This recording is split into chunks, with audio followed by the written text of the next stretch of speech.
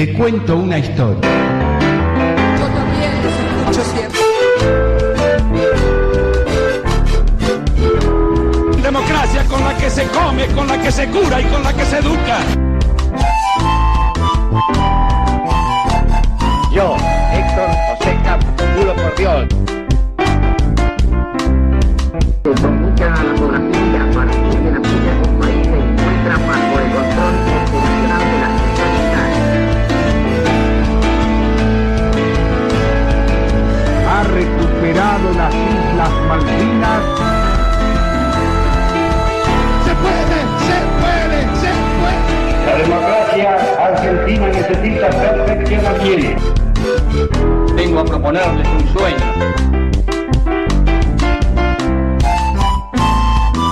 La bandera de la patria flameará sobre todos los mares como una mensajera del progreso. ¡No se inunda más! ¡No se inunda más!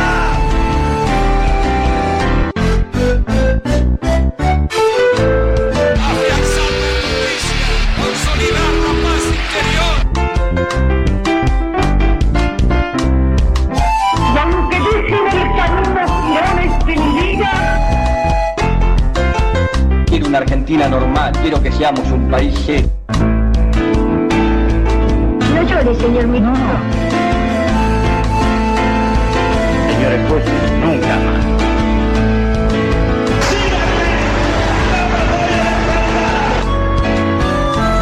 Este viejo adversario me tiene un amigo. Cese del fuego y retiro de tropas.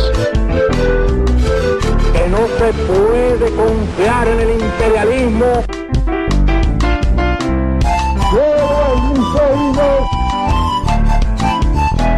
Anhelo que por estos caminos se levanta la faz de la tierra una nueva y gloriosa nación, la nuestra. Te cuento una historia con Cintia Martínez. Conmigo. No fue magia, magia.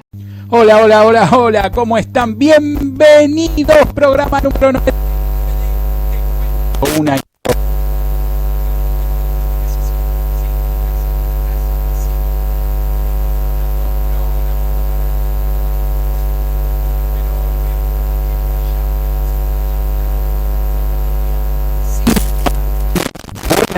¿cómo estás? Buenas noches, Diego. Buenas noches a todos y todas del otro lado. Pido disculpas ya porque estoy resfriada.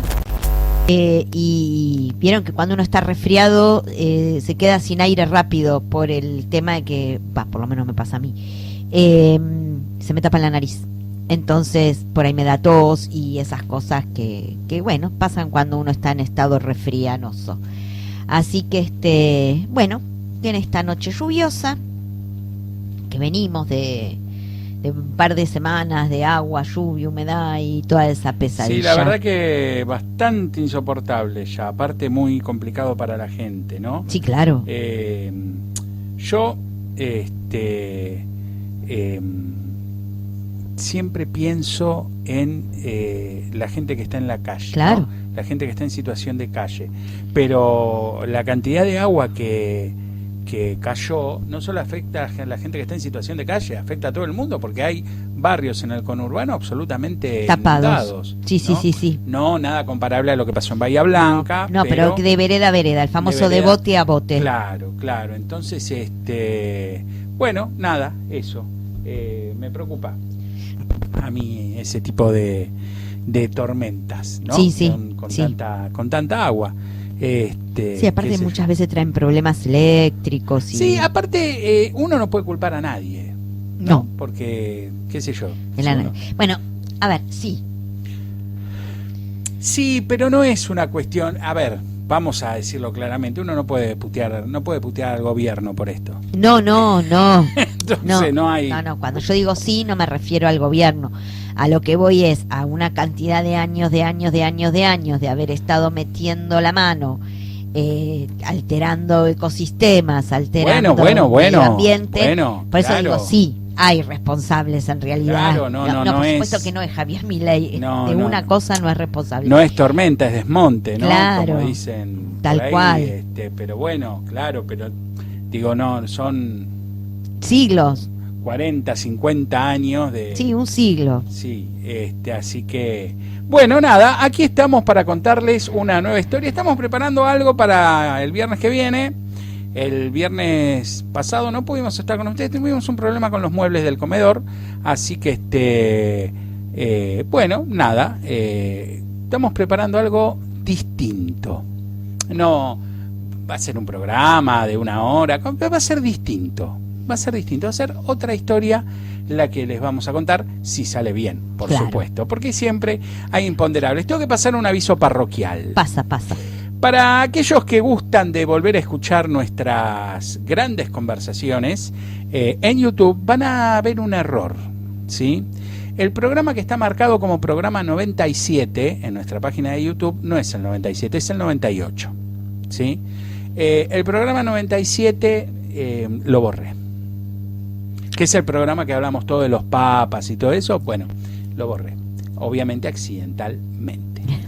El pendrive donde estaba guardado ya está en manos de nuestro querido amigo Esteban de PC Barracas, con su famoso programa recuperador de archivos. De historias. Claro, vamos a ver si lo puede recuperar. Cualquier cosa, el viernes que viene les cuento.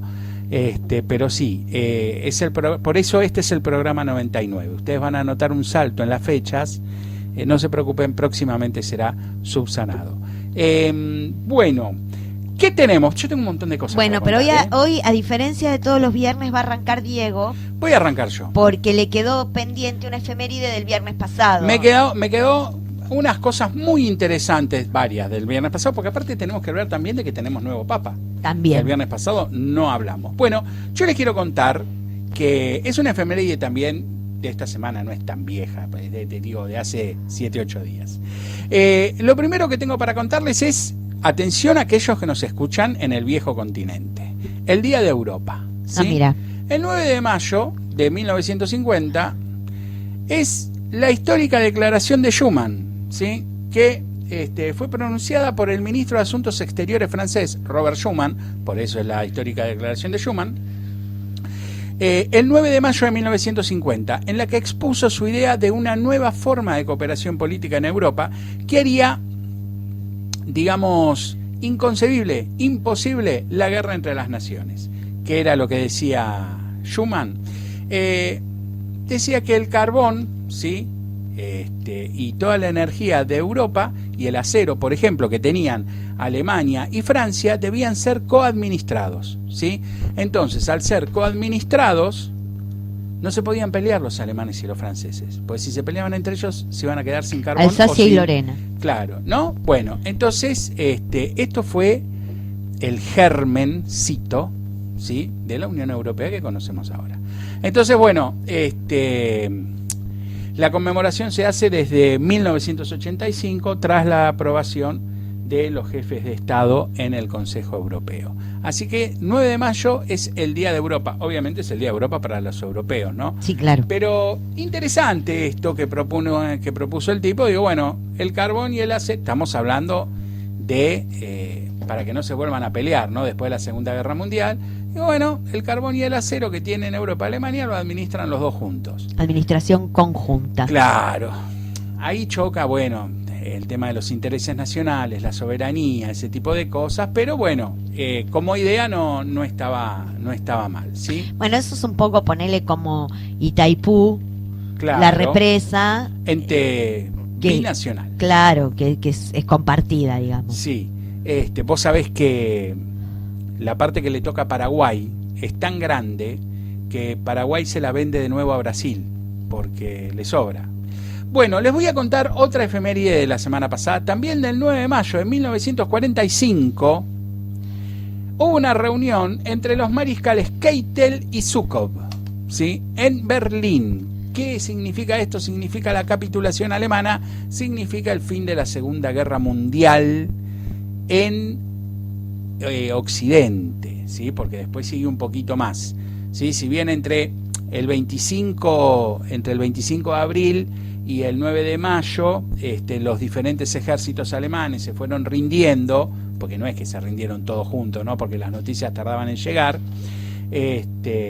Bueno, se toma el 9 de mayo como la firma de la capitulación, ¿sí? El 25 de abril las fuerzas soviéticas entran en Alemania, el 30 de abril Hitler se suicida y el 1 de mayo los comandantes von Bettenhof y Karl Wolf de las SS ordenan a sus tropas cesar las operaciones en Italia, por ejemplo. El 2 de mayo el general Helmut Welding entrega la ciudad de Berlín a los soviéticos, y el 4 de mayo el mariscal británico Montgomery aceptó la rendición de las tropas alemanas en Holanda.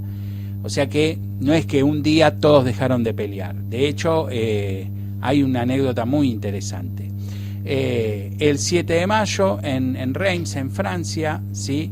El general aliado y el general Alfred Jodl firman la rendición incondicional de todas las fuerzas alemanas ante los aliados, ¿sí? A partir de las 23 horas, hora de Europa Central, del día 8 de mayo, ¿sí? O sea, se rinden el 7 de mayo en Reims, en Francia. El general Jodl rinde todas las fuerzas francesas ante los aliados. Imagínense a los rusos que ya estaban en Alemania entrando, la gracia que les hizo esto. Entonces dijeron, momentito, ¿te rendiste con ellos? También te tenés que rendir con nosotros, porque aparte no está mal la jugada que quieren hacer los rusos, porque dicen, si se rinden ante los aliados, ¿qué quiere decir? ¿Que pueden seguir peleando contra nosotros? Entonces dicen, no, también ríndanse contra nosotros. Entonces ahí hay una doble jugada de los rusos, ¿no? Está el tema de te rendiste con ellos, te tenés que rendir conmigo, y también el te tenés que rendir conmigo para no seguir peleando conmigo. Entonces es así que, como les dije, que bueno, se juntan con el mariscal Zhukov, ¿sí? Y también en la noche del 8 de mayo del 45 en Karlshorst, en las afueras de Berlín, espero que se pronuncie así, el general Gregory Zhukov y el mariscal Wilhelm Keitel firman la rendición general también para el 8 del 5 a partir de las 23:01 horas, por lo cual podemos decir que a partir del 9 de mayo se había acabado la Segunda Guerra Mundial, por lo menos en Occidente. En el Pacífico fue distinto, ¿sí? No nos olvidemos que tenemos las dos bombas atómicas en Japón, el 6 y el 8 de agosto, entonces también pasa algo parecido. No me voy a extender mucho en esta parte del Pacífico, pero también pasa algo parecido en Oriente. Se da la rendición, pero no es que se rinden todos juntos. De hecho, hay un caso muy particular, un soldado japonés, que yo lo tengo anotado por acá, se rindió en 1974, porque no se enteró. Hay una película, sí. Hay una película muy buena, una película italiana que se llama Mediterráneo, sí. Muy interesante, que es un grupo de soldados italianos asignados en la zona de Sicilia, que la guerra ya había terminado y los tipos seguían escondidos medio que en una trinchera, porque no les había llegado el aviso. Pero no es que estaban en el medio de la nada, estaban en las cercanías de un pueblo, y los del pueblo les decían que... Y no le creían. No, porque no les había llegado la noticia oficial. Esto es... Recomiendo la película Mediterráneo. Cuando termina A ver, los aliados a fines de julio le piden la rendición a Japón. Le dice, listo, dale, rendite, ya fue, ya está. Los japoneses le dicen que no. 6 y 8 de agosto le meten los dos bombazos atómicos, y entonces al meterle las dos bombas atómicas ya como que el imperio japonés ya no tiene más fuerza. Y entonces Hirohito el 15 de agosto anuncia por radio la rendición del imperio japonés, ¿sí? Entre el 15 de agosto lo que se da es correr la noticia de todo esto y preparar todo el acto, ¿no? La rendición formal se da recién el 2 de septiembre en el acorazado Missouri, que estaba anclado en la bahía de Tokio. Ahí se juntan los aliados y los japoneses y firman el acta de de rendición. Es una imagen muy loca, ¿no? Porque los japoneses va un militar y alguien en representación del gobierno civil, entonces está con sombrero de copa, con galera, y están todos los miliquitos yanquis con el uniforme arriba como corresponde. Claro, el acorazado Missouri, y bueno, firman la rendición. Lo concreto es que en algunas islas más alejadas la noticia fue llegando más tarde, y está el caso de este soldado que estaba solo en una isla, había quedado solo y no se enteró, y el tipo seguía trincherado y viviendo, no sé, de la caza y de la pesca. Caza y de la pesca, la recolección de frutos. Claro, muchos de esos soldados que estaban ahí después se fueron a pelear a distintas revoluciones del sudeste asiático como mercenarios, pero este se quedó ahí. Y su rendición fue recién en 1974. Más o menos igual con la guerra de Vietnam. Sí, es interesantísimo, interesante, porque decís, dale, hoy sería impensado. Claro. Hoy sería impensado, las comunicaciones han avanzado tanto que sería impensado pero lo que pasa es que el tipo, nadie sabría que estaba ahí. Claro. Nadie probablemente. Sabría. Claro.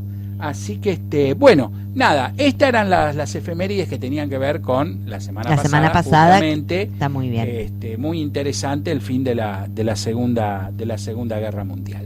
Bueno. Bueno, Papa.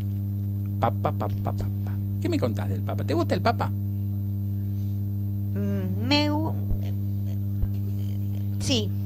Bueno, no te gustan, carajo. No, sí, no. Tanto.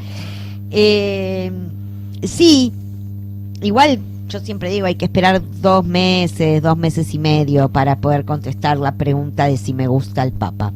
¿Por? Ver cuáles son sus primeras medidas a partir del domingo, que es la entronización de León XIV.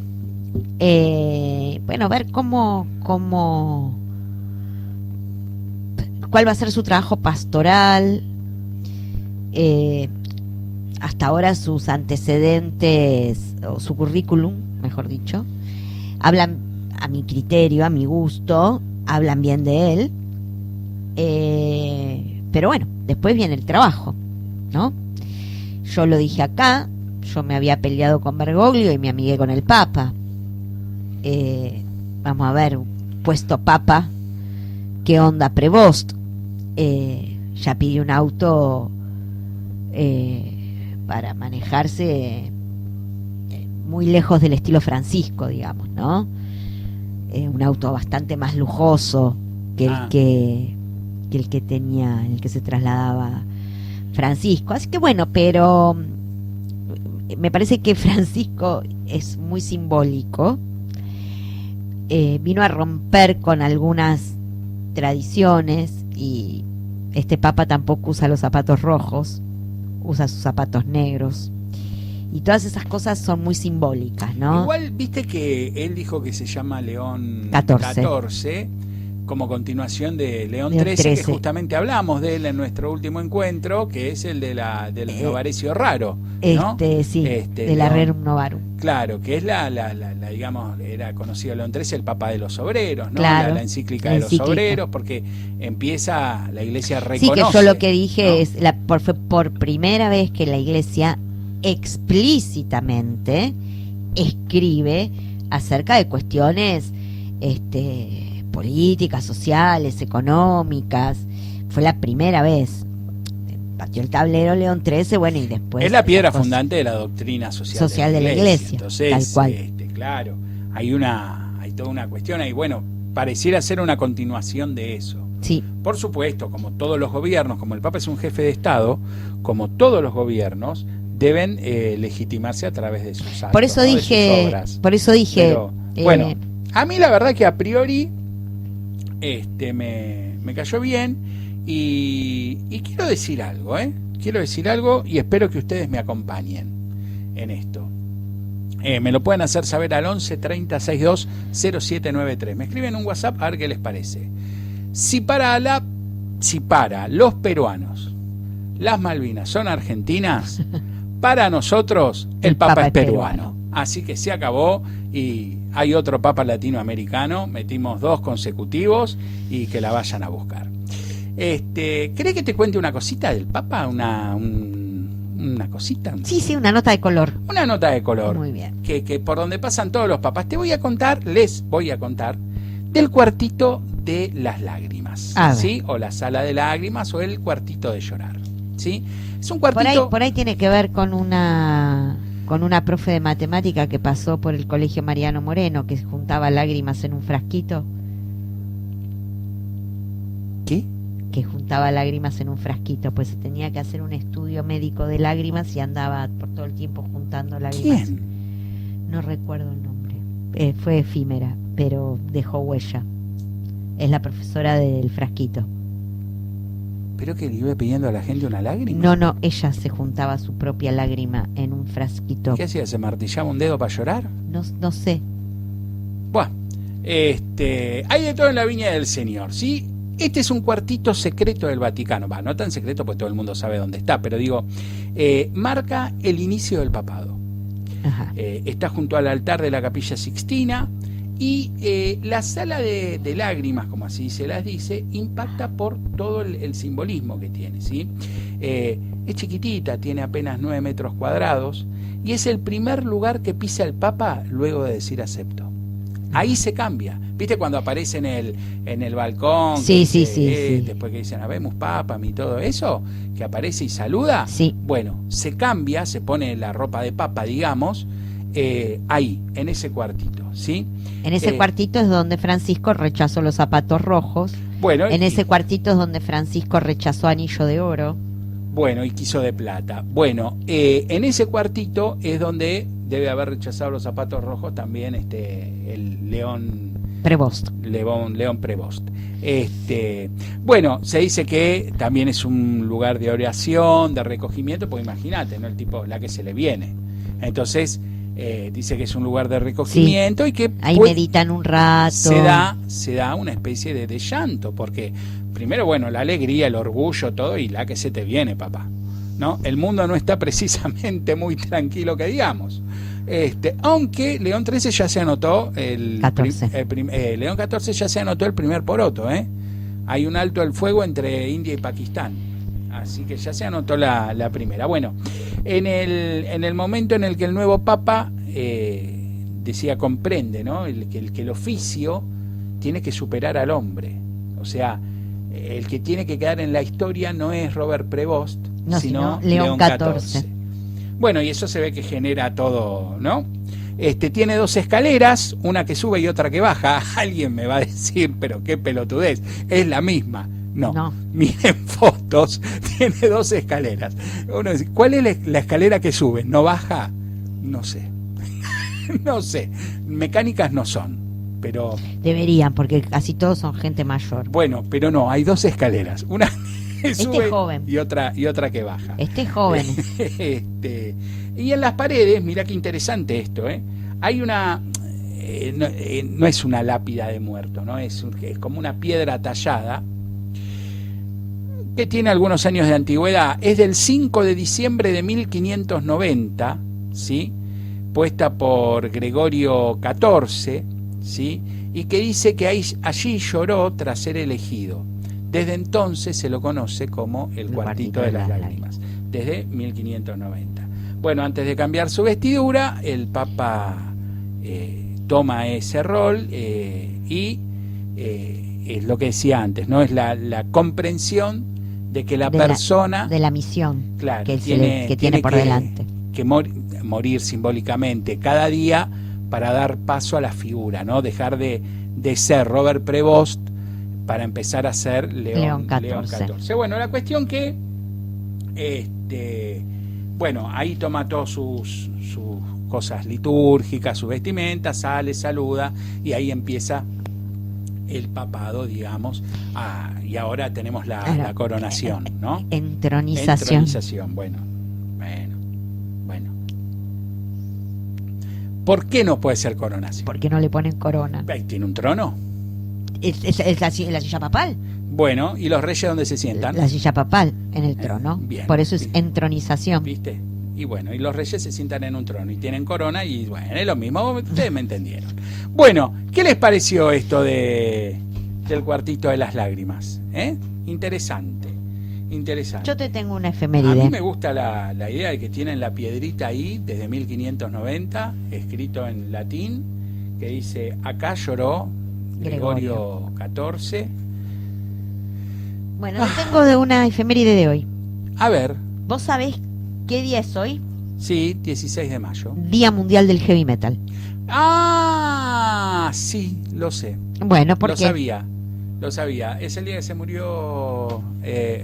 o nació Ronnie James Dio. Bueno, no, acá tengo otra información. ¿Qué dice?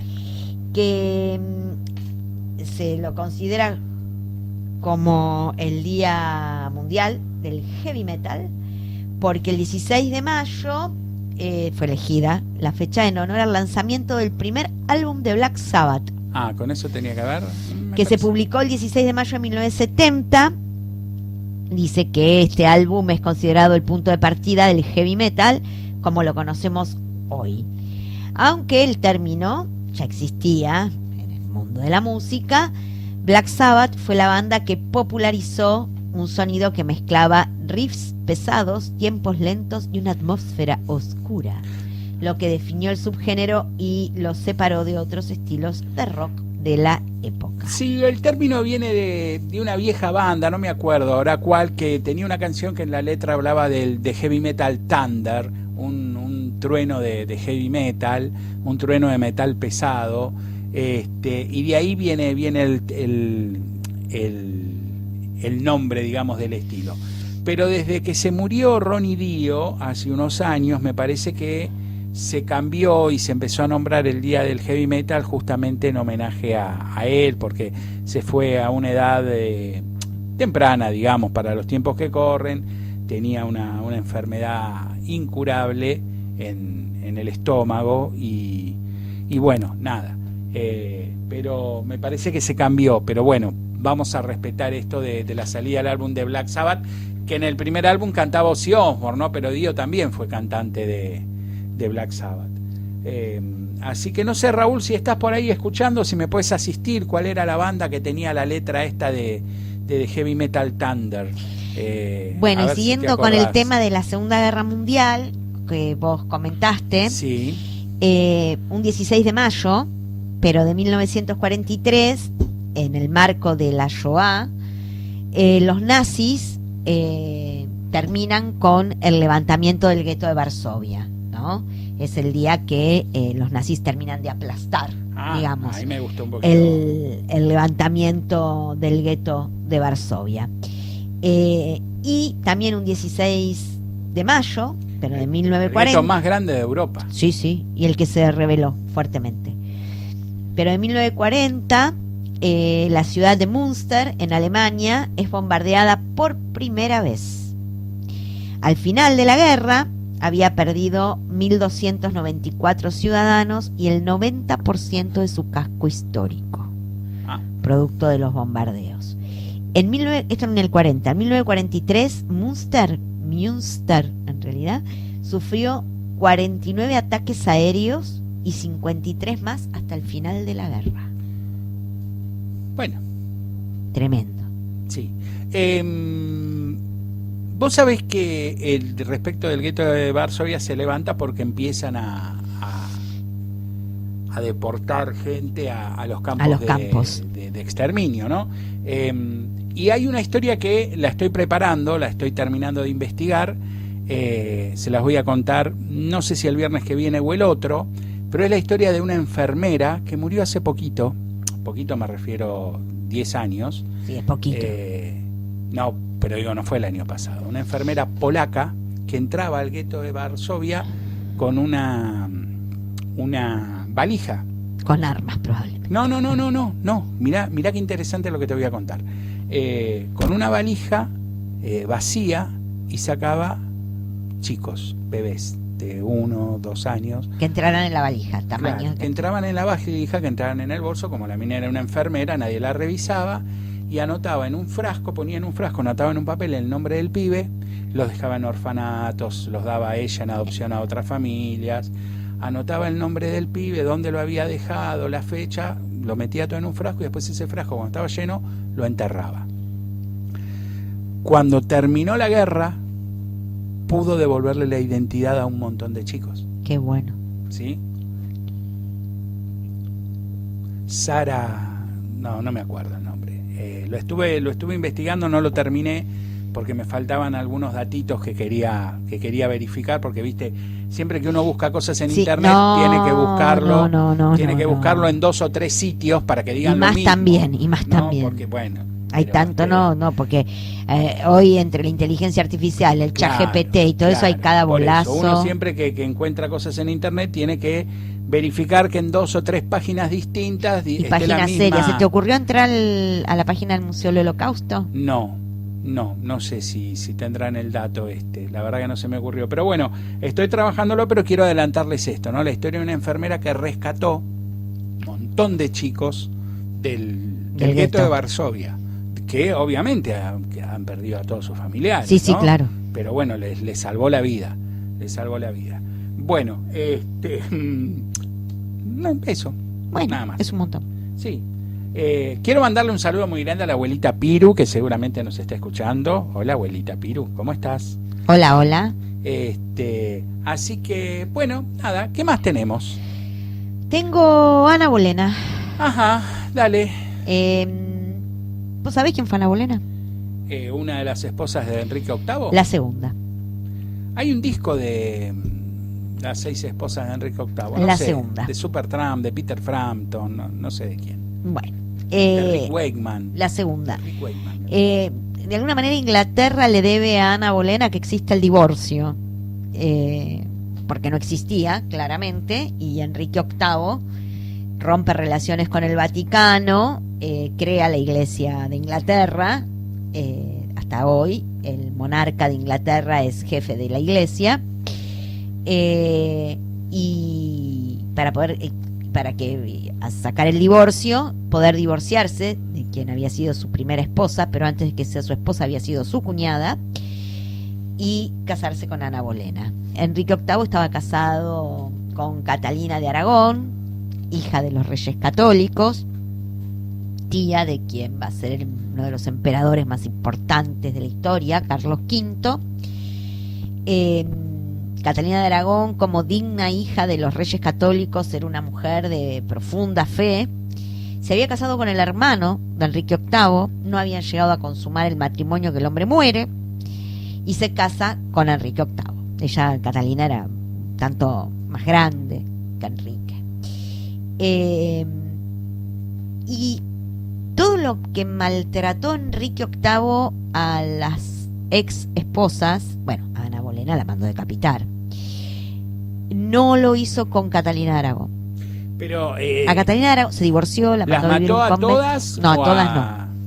Algunas zafaron. ¿Y era porque no quedaban embarazadas o no, No, tenían quedaban hijos embarazadas, pero no tenían hijos varones. Claro, no tenían hijos varones.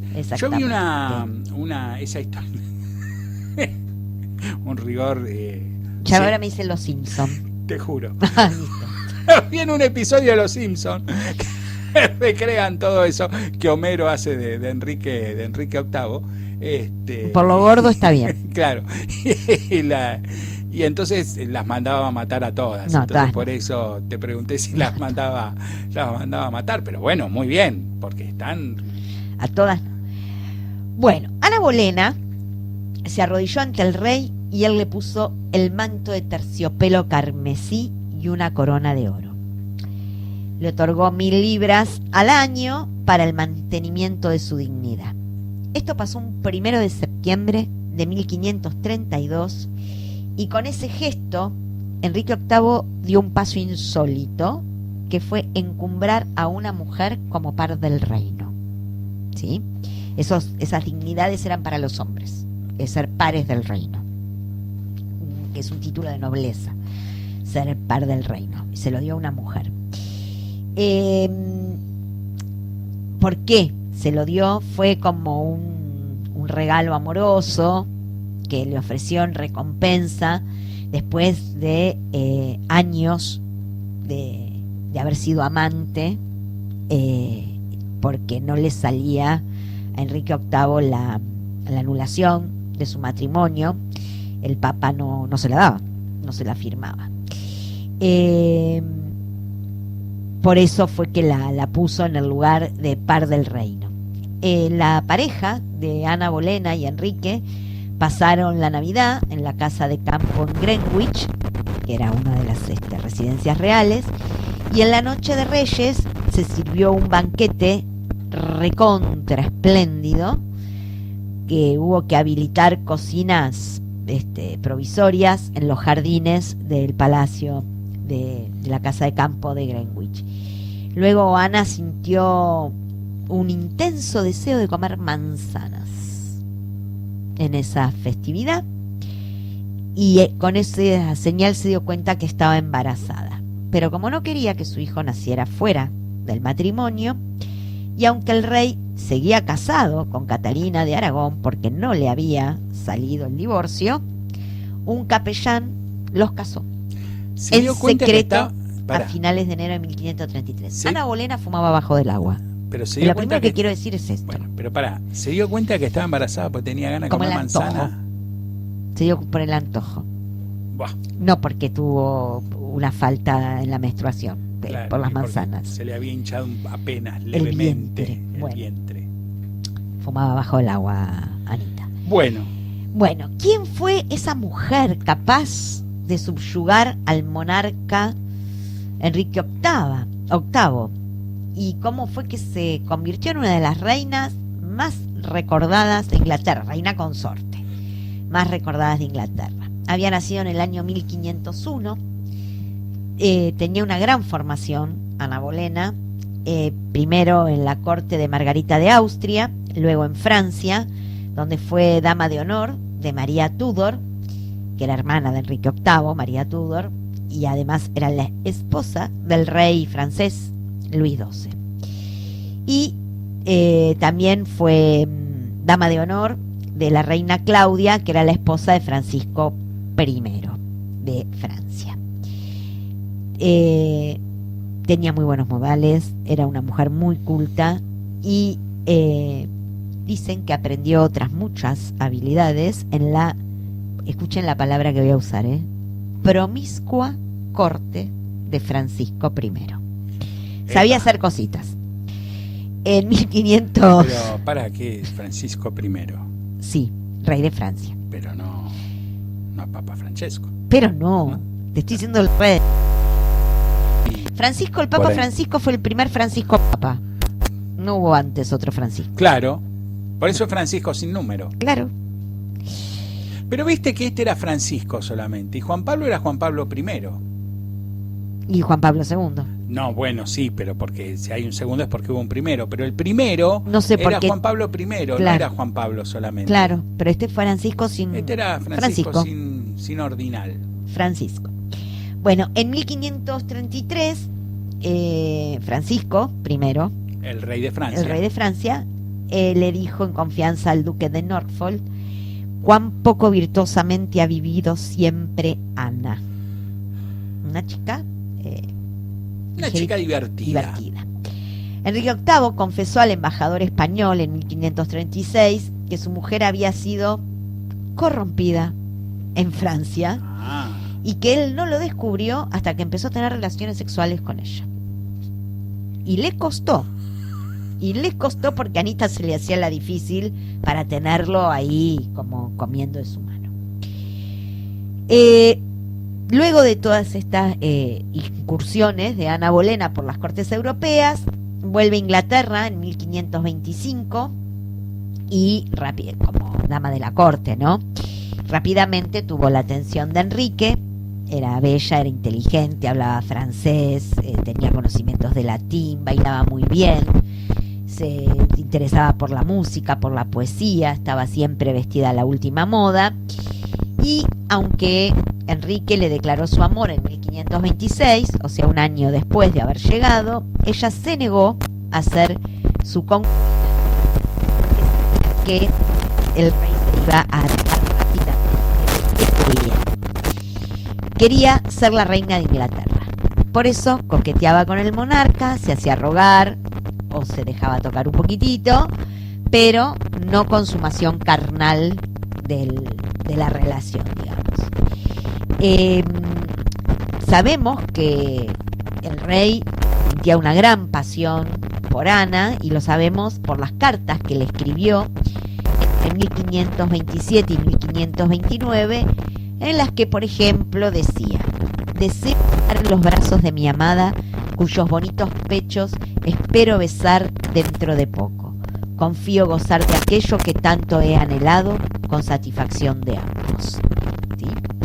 En 1528, Ana ya actuaba como si fuera la reina, se sentaba en el asiento de la reina, en las comidas, en los banquetes, lucía las joyas reales, vestidos de color rojo, que era el color reservado para la realeza.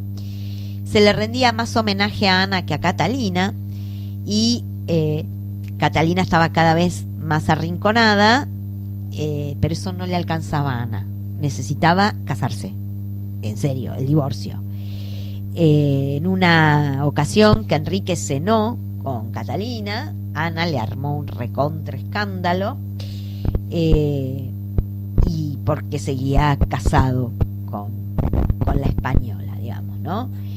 Le reclamándole que estaba malgastando su juventud inútilmente.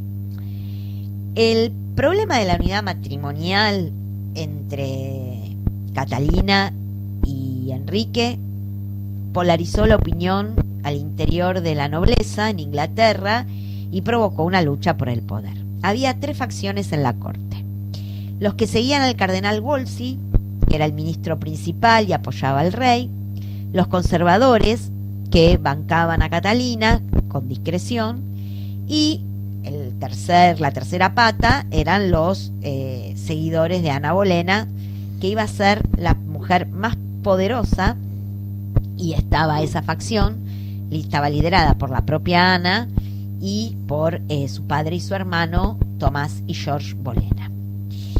Finalmente se logra la separación, la nulidad del matrimonio, el divorcio, y Ana Bolena estaba absolutamente comprometida con la causa de la Reforma protestante. De hecho, decían que era más protestante que Lutero, que Ana era más protestante que Lutero, y propició el ascenso del religioso Thomas Cranmer, porque era el que estaba a favor del divorcio de Enrique, y el éxito que tuvo en su misión hizo que se le diera el arzobispado de Canterbury. ¿Sí? El 1 de septiembre de 1532, Enrique y Ana visitaron al rey de Francia, a Francisco I. Su intención era tener el apoyo de Francia para un matrimonio al que se oponían Carlos V, emperador de España, y el Papa Clemente VII.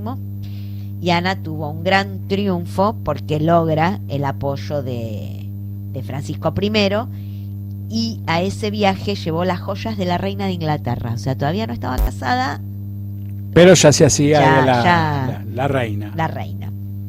Que se las habían arrancado por la fuerza a Catalina de Aragón, esas joyas. No solo no estaba casada todavía, estaba casada sino medio que, secreto, pero... Claro, sino que pero la no otra, estaba divorciado Enrique. Claro, todavía era la legal. O sea, Enrique fue vígamo durante un tiempo, ¿sí?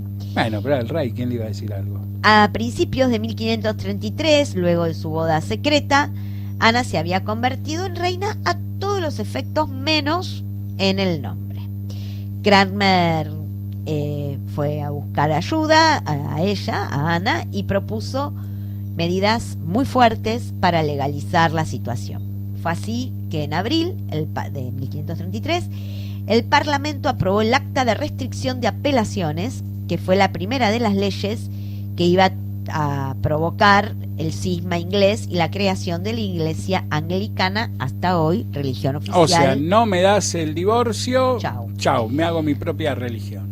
Con lo cual el Papa quedaba absolutamente desautorizado para intervenir en ese matrimonio, porque listo, ya está, no tenés más nada que ver acá. Se divorcian Enrique y Catalina de Aragón. Catalina de Aragón ya no podía apelar al Vaticano, porque la religión que dominaba Inglaterra ya era la anglicana. El 23 de mayo el arzobispo Cranmer convoca un tribunal eclesiástico que declara nula la unión de el rey Enrique VIII y Catalina de Aragón, y se sentenció que ese casamiento en secreto entre Enrique y Ana era legal, era legítimo y era válido. La coronación que tuvo Ana Bolena superó en esplendor a todas las reinas anteriores, reinas consortes anteriores en Inglaterra. El 31 de mayo, vestida de paño de oro y armiño blanco, hizo su entrada en Londres, recorrió la ciudad en una procesión que tuvo más de medio kilómetro. Los arcos triunfales y los espectáculos organizados en su honor loaban, es buenísima, la castidad de la nueva soberana y expresaba la esperanza de que diera a luz hijos varones que continuasen con la dinastía Tudor. La rama de los Bolena se encontraba en la cumbre de la ola, lógicamente, y la religión, el arte y todos los aspectos de la cultura cortesana se utilizaron para exaltar la imagen de la nueva reina. Fue así que utiliza su influencia para promover el triunfo de la reforma protestante en Inglaterra y marcó la pauta intelectual de la corte, favoreciendo a los eruditos anglicanos. Rara vez se la veía en público sin llevar un devocionario en las manos, y además entregó a sus damas un librito de rezos que podían llevar colgados en el cinturón. No fue toda alegría para Ana Bolena porque cayó en desgracia. Tuvo una nena. En el verano de 1533, Ana se enteró que Enrique tenía un escarceo con una bella dama, hecho habitual cuando las esposas estaban embarazadas. Ella estaba embarazada. Y a diferencia de Catalina, el embarazo le afeó la conducta, usaba palabras que no le gustaban nada al rey. Furioso, Enrique le dijo que tenía que aguantarse como habían hecho otras mejores que ella. Ya te está tirando a menos, mamita. Y le advirtió que la podía hundir tan rápido como la había encumbrado. El nacimiento, el 7 de septiembre, no fue el esperado, porque no fue un varón, sino que fue una mujer, que fue la futura Isabel I, que tuvo un reinado larguísimo. El hecho de que naciera una nena no ayudó en nada a un matrimonio que ya estaba muy tenso. Pero entonces fue Enrique VIII el que cambió la ley, el que podía ser reina una mujer.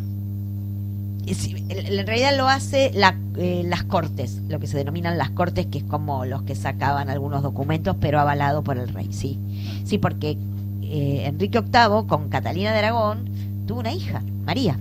De hecho, primero gobernó María, después gobernó Isabel, que ahí hubo una guerra de sucesión a quien le correspondía el trono. Y a María le dieron un tecito. No, se murió porque se murió. Había que acabar con la oposición al matrimonio real porque había gente que seguía en contra, y ahí en 1534 el Parlamento dicta un acta de supremacía que consagraba al rey como jefe supremo de la Iglesia de Inglaterra, y ahí, chau, ya está, rompimos todas las relaciones con Roma. Todo el que no jurara estas disposiciones podía ser condenado a muerte por alta traición. Y así cayeron cabezas, por ejemplo la de Tomás Moro, que se opuso a esto. Era un monje, Tomás Moro, que había sido muy amigo de Enrique VIII, pero bueno, esta situación hizo que se terminara la relación al punto de que lo mandara a matar. Ana sufrió un aborto luego del nacimiento de Isabel y se vio sometida a una gran presión. Enrique estaba muy frustrado porque no venía el hijo varón, con lo cual se entregó a bailes y a mujeres más que nunca. Se mostraba cada vez más enojado ante las quejas de la reina, y a fines de 1535 inicia un romance con Jane Seymour. El fuego amoroso del rey por su esposa ya se había absolutamente apagado, pero se convirtió en un problema político la presencia de Ana Bolena, porque la muerte de Catalina fue un obstáculo para el acercamiento entre Enrique y el emperador Carlos V, trajo muchos problemas políticos. El 30 de abril de 1536, Ana estaba nuevamente embarazada en Greenwich Park y el ministro Cromwell le tendió una trampa y presenta ante el rey pruebas, al parecer irrefutables, de que la reina había seducido a miembros del consejo privado del rey, incluido el hermano de la reina. O sea, una cosa... Bueno, no hay códigos, no hay más códigos. No, incestuosa. Por eso. Su propio hermano. Con todo eso la acusaban, que le dijeron que había tramado un regicidio para casarse con uno de sus amantes y gobernar como regente del hijo que llevaba en su vientre. La mayoría de los historiadores consideran que las 22 acusaciones de adulterio que se presentaron en contra de Ana Bolena son infundadas. Era muy difícil que ella conspirara para matar a Enrique, porque muerto Enrique se le acababa el negocio a ella, se le cortaba el kiosco, no le convenía que Enrique muriera. Pero su fama de mujer frívola, de su gusto por la compañía masculina, los galanteos que tenía, llevaron a que el rey y muchos otros la creyeran culpable de todas de esas 22 acusaciones. Y le cortaron la cabeza. Un tribunal presidido por el tío de Ana Bolena, que era el duque de Norfolk, y en el que también estaba el padre de Ana Bolena, la condenaron a muerte. ¿Sí? Ana rondaba los 30 años cuando fue decapitada con un golpe de espada el 19 de mayo de 1536. O sea que el tío y el padre la condenaron a muerte. Sí, porque ellos no querían perder los privilegios que habían logrado. Viste que son ingleses, por eso. Enrique VIII esperó 10 días luego de la decapitación de Ana Bolena para volver a casarse con Jane Seymour. Ana Bolena no tuvo el funeral solemne que merecía, tanto por su rango, era la reina, como por sus orígenes aristocráticos. Sus restos fueron envueltos y enterrados en una tumba común en la capilla de San Pedro Advíncula, donde también están enterrados los restos de la reina Catalina Howard, que fue la quinta esposa de Enrique VIII, que también fue ejecutada. Toma. Ahí está. Y nada de reivindicación post-mortem. No. ¿No? No. Bueno, un pícaro. Bueno, tengo mensajes, te cuento que tengo algunos mensajes que me fueron llegando. Dice Mariana que ella seguía a Ana. Imagínate las Bolena en esta época de redes. Ah, claro, yo seguiría a Ana, claro. Patricia dice que ella no sabía del cuartito y bueno, sí que Ana dio a luz a una niña. Raúl nos tira un poco de luz sobre toda esta cuestión del heavy metal. Le dice que la canción a la que yo digo es de 1980 y es de Saxon, ¿sí? Y es así, de Heavy Metal Thunder. Y que sí, que Rick Wakeman es el que sacó el disco conceptual Las 6 esposas de Enrique VIII en 1973. Gabriela me pide un tema. No voy a pasar música hoy porque si no se nos va todo el programa con esto, lo que nos queda, pero es interesante. Te la voy a programar por ahí para el viernes que viene, Gabriela, esta canción que vos querés saber. Bueno, ¿qué me dicen de toda esta chiquita Anita Bolena? Un poco díscola, una chica divertida, pero bueno, así son los ingleses, mis queridos amigos. Les voy a pedir un favor. Le decís a tu novio, a tu novia, a tu pareja, a tu amigo, a tu vecino: mira, hay 2 locos que hacen un programa copadísimo de historia los viernes a la noche. Si querés los podés escuchar, pero si no tenés ganas de escucharlos, mira, entrá a Facebook, buscá la página de Facebook Radio Mariano Moreno, y suscríbete ahí. Y después entras a YouTube y entras a la página de Radio Mariano Moreno y le pones, te suscribís ahí al canal de YouTube y le pones me gusta a alguno de los videos. Y los buscas en Instagram también, y en Twitter, y es siempre lo mismo, es Radio Mariano Moreno. Los buscas y los empezás a seguir. Y los pones re contentos a estos dos locos que todos los viernes a la noche tratan de acercarte un poco la historia de una manera no tan académica, pero sí muy a conciencia. Por eso tenemos a la planadora de la historia, Cintia Martínez. Bueno, muchas gracias por lo de la planadora de la historia. Yo no diría tanto. Bueno, te cuento efemérides. Dale, te cuento. Dame efemérides que nos queda poco tiempo. Sí, vamos con efemérides. Momento. Que las tiene que buscar. Estoy en eso. No, Claro. las tengo. Lo que pasa es que tengo un montón. Ese es el tema. Bueno, algunas. Y vamos comentando con mucha alegría. Bueno, ya hice la mención del tema de la segunda Guerra Mundial, que me parecía recontraapropiado en relación a lo que vos habías comentado. Tengo problemas.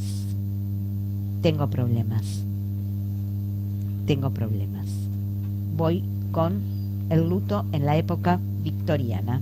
Eso. Perdón, pero se me complicó. El luto en la época victoriana, habitual que las familias realizaran rituales elaborados para conmemorar a sus muertos. Esto incluía usar ropa de luto, tener un funeral lujoso y caro, reducir el comportamiento social durante un periodo de tiempo y hacer un monumento ornamentado en la tumba del muerto. ¿Sí? Rituales que había que cumplir en la época victoriana para respetar el luto. Estas cosas nos gustan. Todos los miembros del hogar, incluidos los sirvientes, vestían de negro. Y sí, todos. Lógico. Las cortinas se cerraban. Los relojes se detenían al momento del fallecimiento. A las 20:25.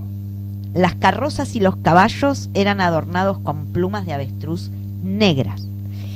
A veces se contrataba gente que caminara en el cortejo fúnebre. Diego está atentado. ¿Qué pasa? ¿Qué te da risa? Contanos. No importa, sí. La ropa de luto es de alguna manera demostrar los sentimientos de una familia, ¿no? Sentimientos oscuros. Claro. Y en esa época tenían miedo del escándalo y el ostracismo social, por lo cual las reglas se seguían a rajatabla. Sobre todo después de la muerte del esposo de la reina Victoria, que ella los 40 años que lo sobrevivió, vivió de luto riguroso. Nunca dejó el negro. Lo sobrevivió 40 años y vivió 40 años vestida de negro. Con eso fue que creó un código estricto para tratar la muerte de los seres queridos y cómo mostrarse al mundo. Las reglas de quién usaba qué cosa y durante cuánto tiempo eran complicadas y se describían en revistas populares o manuales de uso doméstico, donde se daban muchas instrucciones sobre la etiqueta de luto, porque con el ascenso de nuevos ricos y de la burguesía, la nueva clase social tenía que saber cómo actuar y a qué atenerse.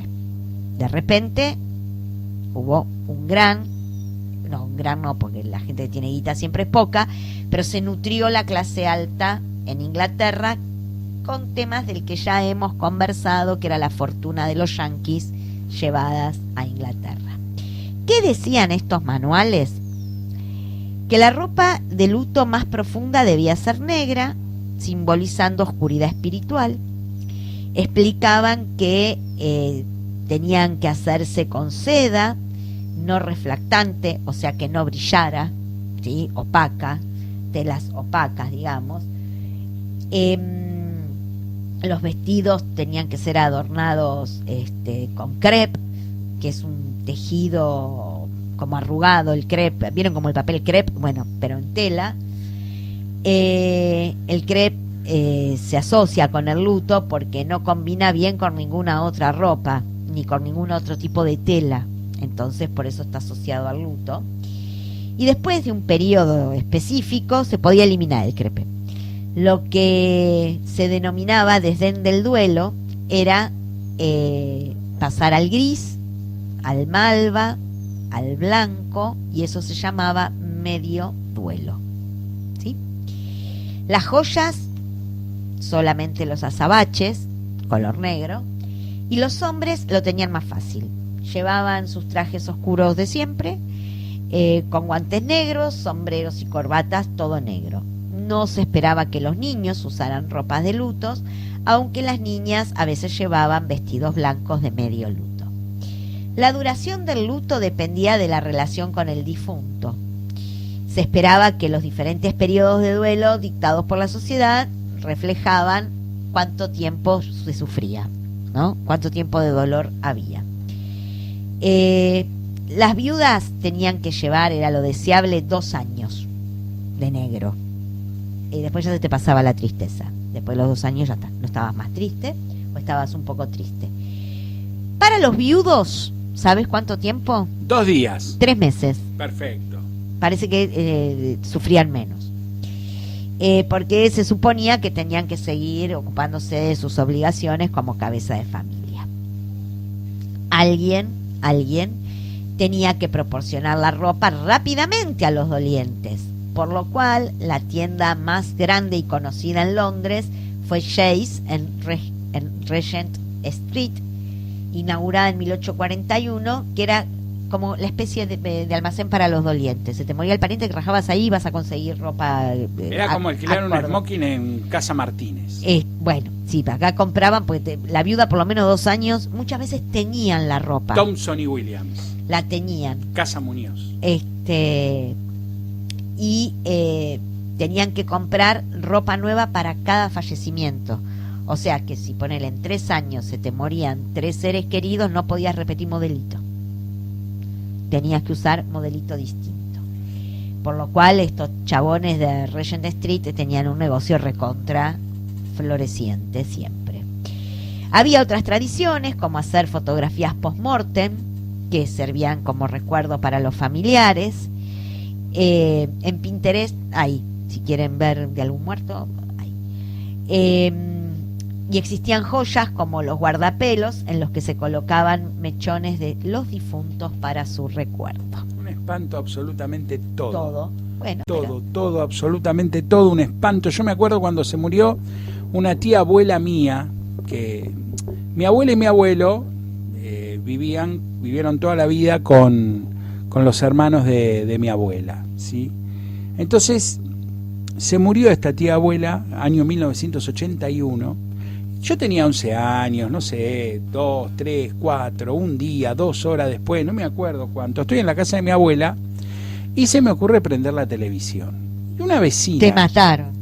Una vecina que tenía mi abuela, a la cual un tío abuelo mío le decía Doña Lopa, que en Masquitán, Lopa quiere decir puta. Ah, bueno. Porque, ¿sabes lo que hacía esta señora? Vos le dabas una participación de que te casabas, ¿no?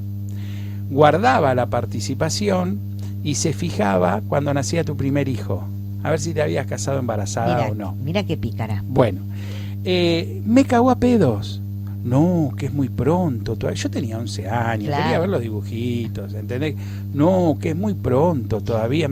¿Qué pelotudez tan grande? ¿Sabes que esto de cuando fallecieron mis abuelos en España, bueno, por supuesto inmediatamente llamaron y avisaron. No lo he superado. Pero en mi casa no. Mirá que en España, sobre todo en un pueblo, muy respetuosos del duelo y el luto, ¿no? Bueno, y todas esas tradiciones, pero en mi casa la tele siguió prendida, o sea, ni mi papá ni mi mamá se les dio por decir, no se prende la tele o lo que sea. Acá Virginia nos dice, y así los ingleses son conocidos por sus líos de sábanas, en relación a lo que tiene que ver con Enrique VIII. y Anita, que era una chica divertida. Bueno, se nos termina este programa 99. Esperemos que salga todo bien para el programa número 100 y que podamos deleitarlos con otra bonita página que hemos llamado Te Cuento Una Historia. Gracias por estar del otro lado. Acuérdense de las recomendaciones que le di para nuestras redes sociales. Síganos, hagámosle un mimo al algoritmo y nos escuchamos el viernes que viene, programa número 100, y veremos qué cambios trae el programa número 100 para todos ustedes. Chau. Hasta el viernes, buena semana, que pare de llover y que podamos lavar la ropa. Abrazo.